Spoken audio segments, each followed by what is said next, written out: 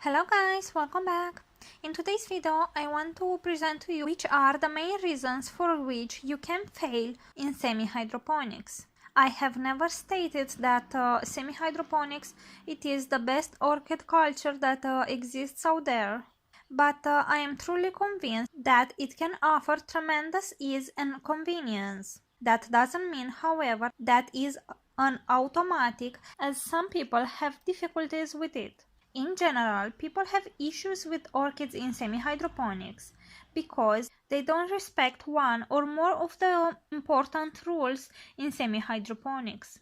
And these are the improper timing of transplantation. Orchids must grow new roots when you transfer them in semi-hydro so they can adapt to this environment, because we can fully expect the old roots that established to the old environment to fail and die.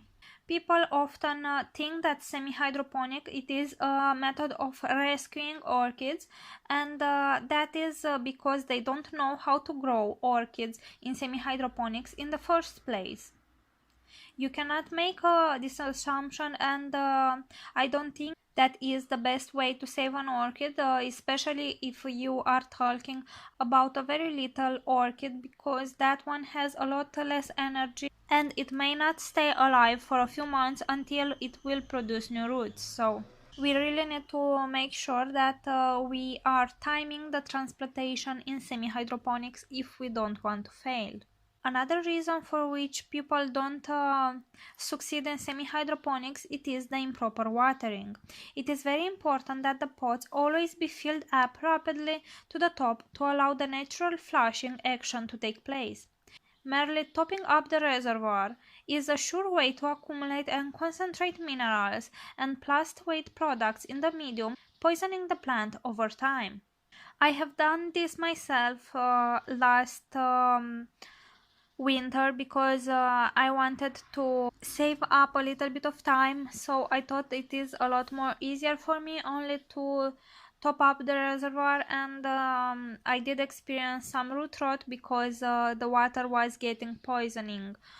So I don't think that only adding a little bit of water to fill up the reservoir, or just enough to leak a little bit from the holes, it is enough. You really need to flush out truly the pot. Another very bad habit of people it is that they let the pots to dry out in between waterings, which makes it no longer a semi-hydroponic culture at all, but only just a traditional culture in inert media. Unless you flush out periodically, minerals will build up rapidly with this type of treatment, again resulting in the poisoning of the roots of the orchid. And one of the best ways to kill your orchid in semi-hydroponics it is if you are growing the orchids too cold. The open, airy and moist environment of the pot may lead to evaporative cooling, depending upon the rest of your growing conditions. This is primarily an issue with Phalaenopsis, a genus that people seem to forget that are really warm growers, but it can be applied more broadly.